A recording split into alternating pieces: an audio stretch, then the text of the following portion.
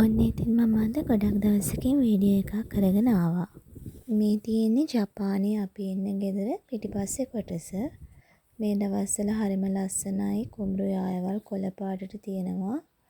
මේ අපේ ගේ පිටිපස්සෙන් චූටි ඇලක් යනවා.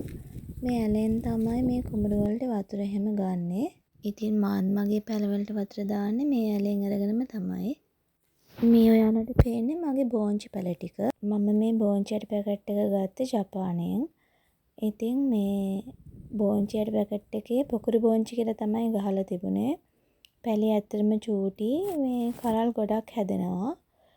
ඉතින් හරිම ෂෝක්, හරිම ආසයි මේ ඒව හැදලා තියෙනවා දකිද්දි. මට නම් මාර සතුටක් තියෙන්නේ. මම කවදාවත්ම බෝංචි පැල හිටවලා නැහැ.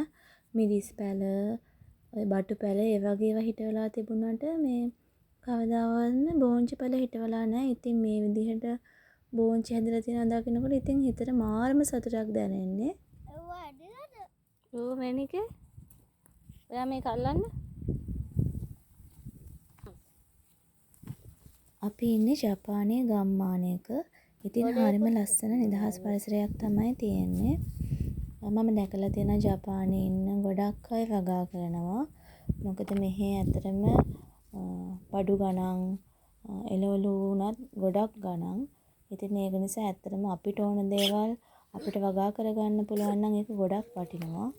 ඉතින් ඇපාර්ට්මන්ට් එකක ඉන්න කෙනෙක්ට උනත් මේ වගේ බෝංචි පැල හදා ගන්න පුළුවන්. මොකද පෝච්චි වල වැල් යන්නේ නැහැ. පැලයක් විදිහට පොඩියටනේ හැදෙන්නේ. ඒක නිසා මේ වගේ පැල හදා ගන්න පුළුවන් එයාලට උනත්. ඉතින් මම නම් ගොඩක් පැල වර්ග හදලා තියෙනවා. තක්කාලි, මිරිස් පැල, ඊට අමතරව කරවිල, මෑකරල්, වට්ටක්කා, බටු, ඒ වගේ බඩ ඉඟුරු, ඒ වගේ ගොඩක් පැල හදලා තියෙනවා. ඇත්තටම දැන් ඒවා ටික ටික ලොකු වෙලක් තියෙනවා. ඉතින් හරිය සතුටුයි ඒවා ලොකු වෙනවා දකිනකොට. මේ ගෙඩියක් ඇවිල්ලා තියෙනවා ඔකේ. ඔය මලක් තියෙන්නේ. ඕ.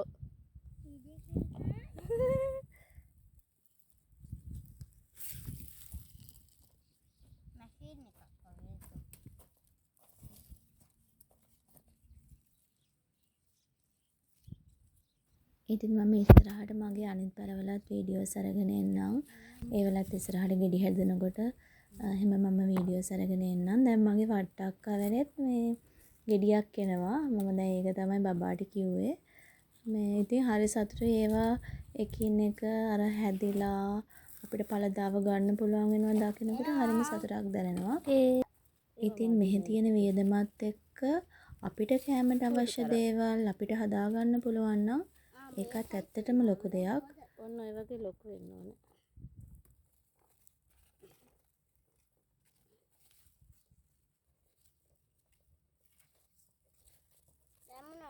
දැන් මේ අපේ බබා ඉන්නේ තාම ස්කූල් ගිහිල්ලා ඇවිල්ලා ඒ ඇඳුම පිටින්ම තමයි ඔය ඉන්නේ.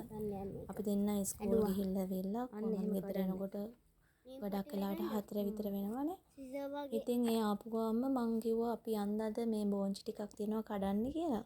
ඊට පස්සේ එයා ඉතින් එයාගේ ඇඳුම් මාරු කරන්න නැතුව එහෙමම මේ මාත් එක්ක ආවා මේ වැඩේට.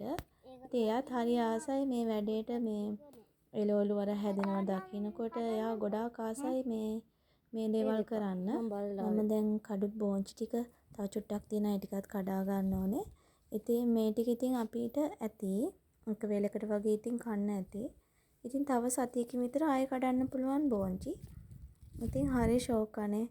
එහෙම ඉතින් අර හදලා කනකොට ඒකත් හරිම ආසයි ඉතින්. දැන් ගොඩක් අය වගා කරනවා. වගා කරලා හොඳට පළදාවත් ගන්නවා.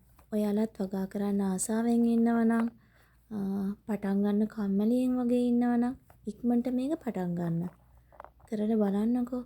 ඔයාලට තේරෙයි ඔයාලගේ හිතට දැනෙන සතුට. ඒ වගේම ඔයාලගේ පොකට් එකට දැනෙන වාසිය. ඒක නිසා ඉක්මනටම වගා කරන්න පටන් ගන්න.